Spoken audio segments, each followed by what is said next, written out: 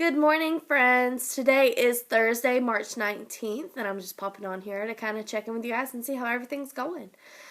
Just a reminder that you guys need to be checking Google Classroom and your school email every day for updates from me, Miss Stewart, and maybe your other teachers. In addition to the worksheets that you're completing daily, you're also getting on Success Maker for at least 20 minutes a day. And then if you have Read 180 or System 44, you're also spending about 30 minutes on those programs as well, okay? Today I'm going to be talking about Worksheet 1. The front says Active and Passive Transport, and the back says Finding the Meaning from the Text, okay? I'm starting with the Active and Passive Transport. In the top, right underneath the title, you'll see that it says Cross-Curricular Focus Life Science. That means that we're reading about another subject other than just literature. We're literally reading about science, okay?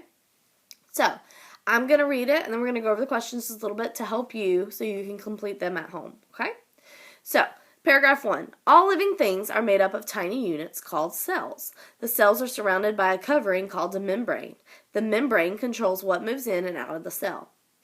Cells need many kinds of materials in order to thrive. They must have water, oxygen, glucose, which is sugar, sodium, potassium, and a variety of other minerals. The body has to have a delivery system to get these materials where they need to go. In addition, every cell produces waste materials that it needs to get rid of. The body has to have a method of waste collection and disposal. Like a fleet of trucks form a transport system to the pickup and deliver goods in the world, the body has a transport system too. There are two types of transport: active transport and passive transport. Paragraph 3. Passive transport is easiest for the cells because they don't need to use any energy to make it happen. Diffusion is the simplest and most common form of passive transport. During the diffusion process, tiny particles of the materials that need to be delivered to the cells are spread through either a gas, like oxygen, or a liquid, like water. Areas of high concentrations of materials slowly diffuse them to areas of low concentration of the materials.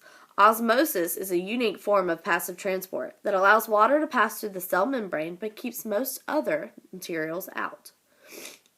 Active transport is used when the concentration of materials inside the cell is high, and the cell needs to push materials into areas of high concentration of the materials.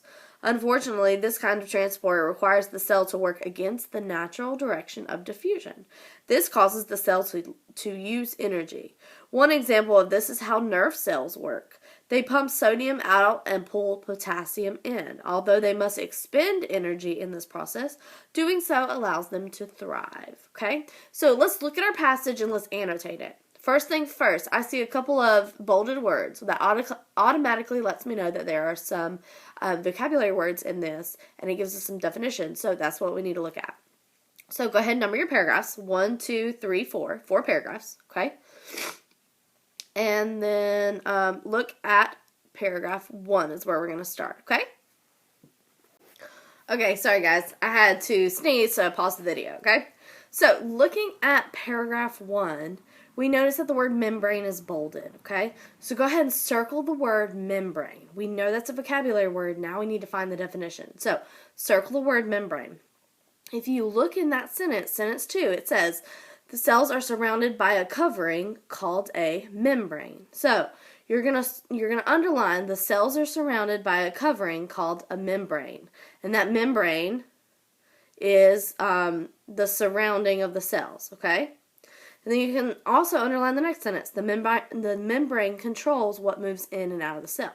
That lets us know what the membrane is, okay? If you look in paragraph 2 at the very end of the paragraph, the words transport, active transport, and passive transport are all bolded, okay? If you look right before the word transport, it tells us that transporting is moving one thing from one place to another, okay? So find something in those last few sentences to underline that lets you know what transport means. Active transport and passive transport, those words, we're going to learn the definition in the next paragraph. So look at paragraph 3, and it literally tells you in paragraph 1 about what passive transport is. It's the easiest form of transport for cells because they don't need to use any energy to make it happen. So passive transport is transport that does not require any energy to transport materials, okay? And then it tells you diffusion is the easiest way. All right. And then paragraph 4, first sentence, starts talking about active transport. So go ahead and underline there, okay? Super easy passage to annotate while you read. It's just giving you a couple different words and definitions. Not too hard. So make sure your paragraphs are numbered. Make sure you have circled any bolded words because those are words that we don't know. And then find the definition for them and underline the definition, okay? All right, I'm going to go ahead and start on the sentences, or the questions, okay? So I'm going to read the directions first. Answer the following questions based on the reading passage. Don't forget to go back to the passage whenever necessary to find or confirm your answers. All right, excuse me. Starting with number 1. What is the covering around a cell called? Wait a minute, we annotated that. That should set off an alarm in your brain saying, oh, I know what that is. Let me go back to what paragraph? Paragraph 1, okay? So, what is the covering around a cell called? We need to set up our answer in a complete sentence format, okay? So, if the question says, what is the covering around a cell called? Our answer is going to start with, the covering around a cell is called blank. Make sure you have capital letter at the beginning, punctuation at the end. It has to be a complete thought, guys, okay?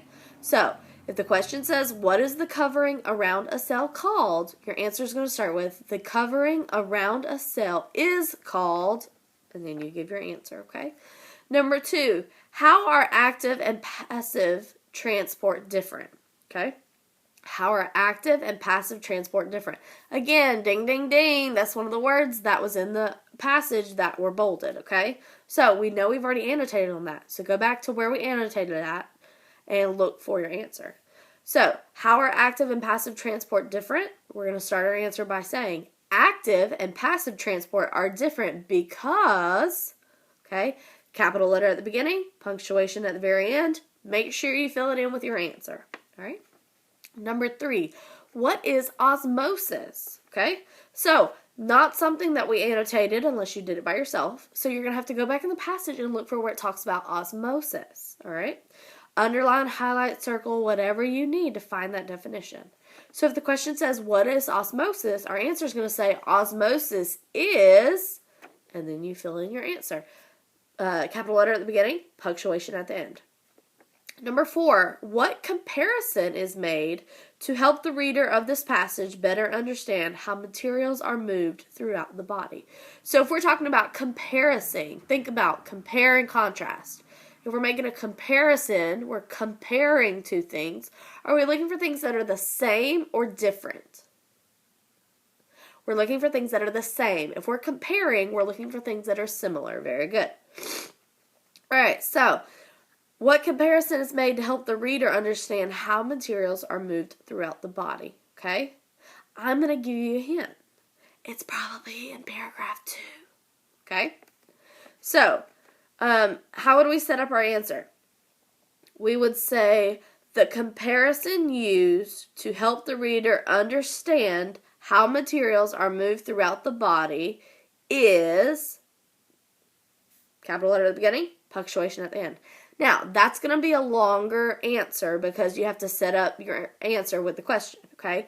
If this isn't enough room for you and you need to move your answer down here, you have all this room. Totally okay, all right?